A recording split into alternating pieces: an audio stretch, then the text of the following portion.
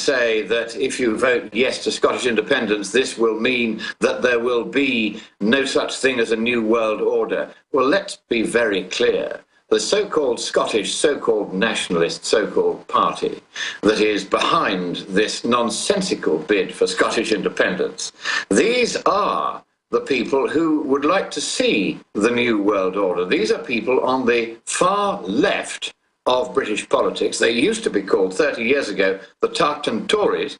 Then they were taken over by Alex Salmond, and he has dragged them way to the far left. He now has a bureaucratic centralist administration in Scotland. His people have been going around intimidating those who disagree with him. And when, for instance, the leader of the United Kingdom Independence Party, Nigel Farage, came to Scotland, first to Edinburgh, then to Aberdeen, in both places, Alex Salmond's bully boys were there to try and mob up the meeting and cause violence. And they've been doing this all over Scotland. This is a dangerous party, and there is the reek of extremism about everything that it does. And they do not believe in anything that the Alex Jones Show believes in. They do not believe in freedom. They do not believe in democracy. They believe in simply belonging still to the European Union. But there they're going to face a very interesting difficulty. You see, if Scotland actually becomes separate from the United Kingdom, it also leaves, by that act, the European Union, because the United Kingdom is a member of the European Union. You leave the United Kingdom, you leave the European Union. Scotland would then have to reapply to join, and it wouldn't qualify to join. This hasn't even been said in the newspapers so far. It hasn't come up in the debates, because the debates have been shallow and largely emotional. And so what I wanted to do is to put across a few of the central facts. And the first thing is that whatever else you're voting for, if you vote for independence on tomorrow, as it now is, you will not get independence, because Alex Salmond wants to drag Scotland straight back into the European Union, which makes something like 5 laws in 6 for Scotland. Now, this is an extraordinary state of affairs. You have somebody who is claiming to give the people independence. What he's actually going to do as his first act is to try to enslave them once again to the European Union. And that is going to fail. The European Union is elected by no one. It's a self-appointed oligarchy, a tyranny by Clark, and that too doesn't believe in anything the Alex Jones Show believes in. So anyone who listens to the Alex Jones Show, who is even thinking of voting yes to so-called independence, my first word for you is just don't. Well, what about this? Why are there so many people wanting independence in the first place? Why do they feel like they're being handed a raw deal from the UK? From West. Well, the first thing is, I don't think there are that many.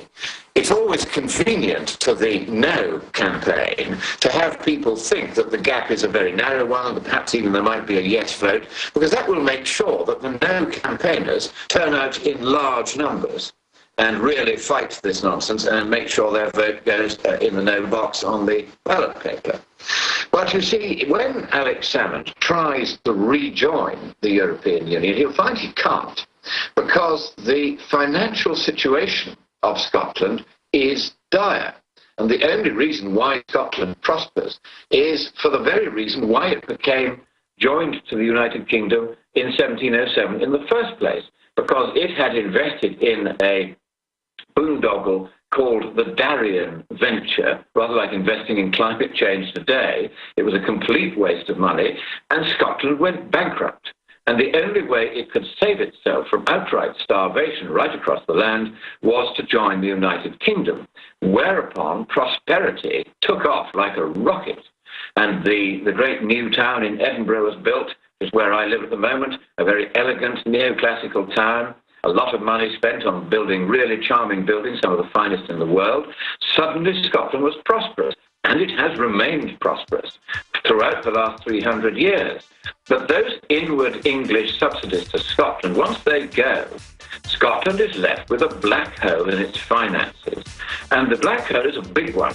It's equivalent to somewhere between 8 Lord and Monckton, 13%. Lord Monckton, I got to stop you. We're going to break. I do want to say this. The Scots have been wanting independence for an awful long time. This isn't something new that has been going on. So we're going to talk about that when we come right back. It's the Alex Jones Show. It's our guest, Lord Monckton. You can find more on Infowars.com. My Magic Mud is a tooth whitening powder that removes plaque and detoxifies your mouth. It's safe for your enamel, giving you a beautiful polish and a dentist-like clean after every use. My Magic Mud is also the perfect remedy for pain caused by sensitivity. It strengthens your teeth and gums for a strong, healthy smile. The ingredients are 100% natural and it's safe for children. Simply brush with My Magic Mud right before bedtime for a cleaning you can count on. Visit mymagicmud.com. We the people grow cotton, weave fabric, engrave ink, embed strips and fibers to protect from counterfeit and carting to a private bank, having it lent back at interest, forcing taxes to service debt. This capitalism, or was Jefferson correct when stating a central bank issuing the public currency is a greater menace to the liberties of the people than a standing army? Ted Anderson, I'm placing a free silver dollar in a book that explains our monetary system. Call for your copy, 800-686-2237. It's time to understand the system. Call 800-686-2237. That's 800-686-2237. Hi, folks. Alex Jones here with some important information. I want to tell you about Matt Redhawk and his team of patriots over at My Patriot Supply. Several years ago, Matt was sitting in his two-bedroom apartment, frustrated with the direction this country was headed and the charlatans willing to sell us out for a quick buck. Deciding to take action, a company run by patriots for patriots was born. My Patriot Supply has never taken a loan or accepted outside funding. They now operate 2 distribution facilities and employ over 50 hardworking American men and women. It is rare to find companies who practice what they preach. And that's why I stock my pantry with high-quality storable foods from My Patriot Supply. Go to mypatriotsupply.com/Alex today for special offers on emergency food storage, or call their preparedness specialist at 866-229-0927. That's 866-229-0927. Do business with someone who shares your values. mypatriotsupply.com/Alex. What good is a Big Berkey water filter? We get that question a lot here at BigBerkeyWaterFilters.com. And in a word, the answer is protection. Protection from water main breaks, E. coli contamination, environmental chemical spills, pesticide runoff, chlorine taste and smell, and all forms of fluoride. Plus, Big Berkey water filters are the original gravity water filter system and most trusted on the market for a reason.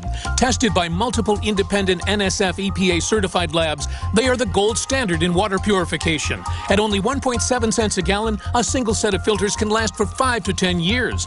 That means big savings. Big Berkey, the one that's powerful enough to purify stagnant pond water. Get a Big Berkey today at BigBerkeyWaterFilters.com. GCN listeners receive 5% off all ceramic filter systems. Visit our website or call 1-877-99-BERKEY. That's 877-99-BERKEY. Big Berkey Water Filters, for the love of clean water. Next to water and food, you need a safe, storable fuel supply for your preparedness needs. Spare Fuel is the answer. Spare Fuel can be used in any gas-powered vehicle or generator. Spare Fuel is perfect for any unforeseen out-of-gas emergencies. Unlike gasoline, Spare Fuel is safe to store with your other supplies, and it can be stored for many years. Go to GetSpareFuel.com for special pricing. That's GetSpareFuel.com. That's the sound of your door being kicked in by an intruder with a single kick. Criminals know that your wooden door frames are weak and your alarm system can't keep them out. That's the sound of the same door now protected by the Door Sentinel. Standard locks, deadbolts, and alarm systems can't prevent forced entry. Harden your door and door jamb with a Door Sentinel. Protect your home now at MySafeDoor.com. Go to MySafeDoor.com for a special limited time offer. The Door Sentinel, your home's first line of defense. He's the T-Rex of political talk. Alex Jones on the GCN Radio Network.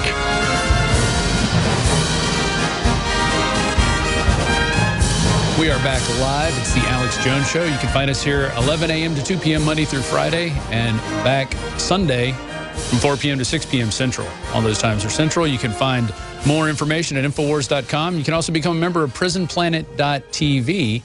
And your subscription helps support what you see here, sending our reporters out in different areas. And you can share your username and password with up to 11 people. So it's 11 memberships for the price of one, PrisonPlanet.tv. And if you just want to watch a free video stream right now, you can go to Infowars.com/show and watch the free live stream. Lots of things going on. During the break, I looked up a couple things. There's a New York Times article out. Many questions arise from Scottish independence vote. And there are some questions. It is run by a more leftist organization, which probably means more government once an independence vote were to take place. Also, the per capita government spending is higher than the rest of Britain and Scotland. It is. So they spend more money than they take in. They're sort of a welfare child state of England. And in CNN World, UK party leaders promised Scotland new powers ahead of key independence votes. So that's if they stay in the Union, then they're going to get more power. So maybe this is some kind of clannish type power play. When I say clan, I don't mean like the KKK, what we have here. I'm talking about the Scottish clans. If you look back at Scottish history, a lot of it is based on these clan families coming together and fighting for independence, but also double-crossing each other in many instances. So maybe this is just a power play. Lord Monckton's our guest. What do you think, when you look at the historical significance of Scotland wanting its independence from England, and then what we have now, how is it different? How is it different? I guess that's my question. Okay, let me begin just by finishing off where I was before the break. 8 and 13% of GDP, somewhere between those figures, that's how much the annual deficit of Scotland will be. In other words, they're going to need a subsidy to the extent of 1 month in every 12, roughly, that they're working. And that is a very bad starting position for a supposedly independent new state, because, as you rightly say, it has become a sort of socialist nirvana. It's rather like a communist country in the percentage of GDP that the enormous state sector has, because, for instance, 1/5 of the population, I kid you not, 1 in 5 of the population are collecting what is called disability benefit. This is a nation which is a sick nation. It's a bankrupt nation if it stands on its own. If it stands together with England, it's a strong nation. So paradoxically, the historical national consciousness of Scotland, which was really created almost artificially and rather bloodily by Robert the Bruce, who was himself of English origin, the same kind of emotional nationalism now will cost Scotland very dear indeed, because Scotland is not in a financial position to stand on her own feet. If I had really wanted independence for Scotland, and I had been Alex Salmond, then I would have worked very hard to make Scotland more prosperous and less dependent on subsidy than the rest of the United Kingdom. I would have had a small government and not a large and bloated government. I would have tried to wean people gradually and responsibly off welfare so that they could stand on their own feet and not be dependent effectively at the moment on the English taxpayer.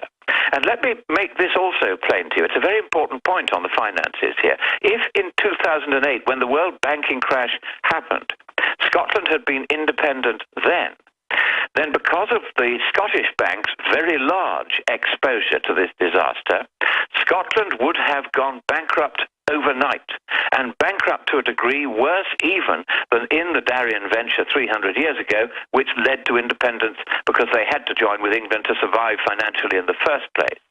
Scotland is in no position to go independent. If Scotland were to go independent, most of the financial sector would have to move out, and for international legal reasons, most of Scotland's banks would have to get rid of almost all their capital assets in the shape of their loans. They would no longer be able to have a large loan book.